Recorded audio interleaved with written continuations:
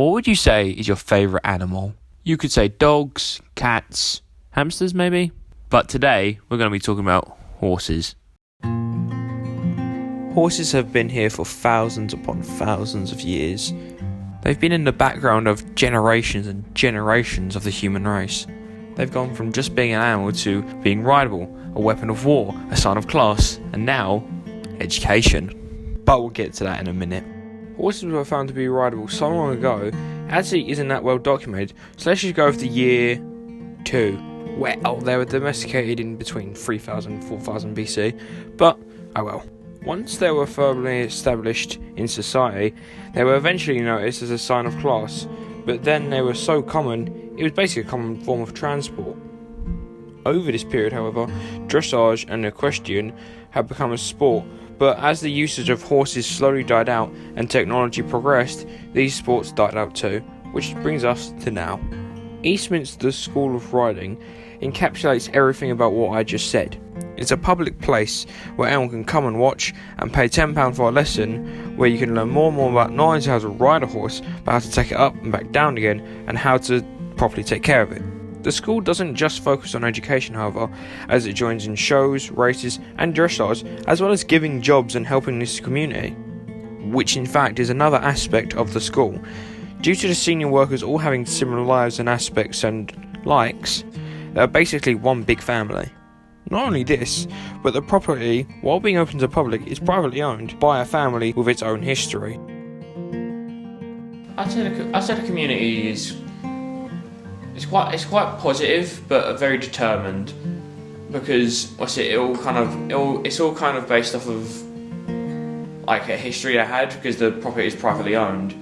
They kind of have a very like determined way of thinking, but in the end they're doing this service to make other people happy and learn and have the same interest as they had when they were young. Well, like I said, every time you go horse riding, it's very varied. Sometimes it can be the weather can be very dim, very grey, but I still don't mind going, because the very act of just like getting on a horse and just kind of walking about, like, either learning new things or perfecting things I've already learned, it's quite good, and it keeps you off your feet and gets you out of the house at the very least. Well, I've been horse riding for 11 years now, I'm pretty sure. So, it was 6 years ago then. Yeah, I've been horse riding for 11 years.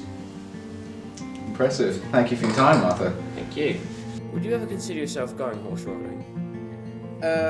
I would say yes, but I think only on the basis of I think it would be a fun thing to do. Obviously,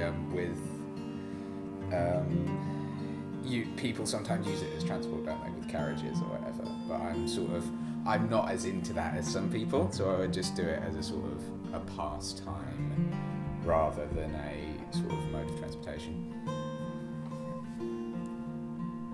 What would you think would happen in a school? Like, what do you think the experience would be like? I think it would be a fun experience. I think that you'd get a sort of lot of insight into the sort of way that horses and man have sort of been sort of together for so long, because obviously you have the movies like your Lord of the Rings or whatever, where horses are sort of ingrained into our memory as being a friend to the humanity and a friend to the man, so it's a part of your history, and I think you'd sort of learn a lot about that history through doing something like this. Would you say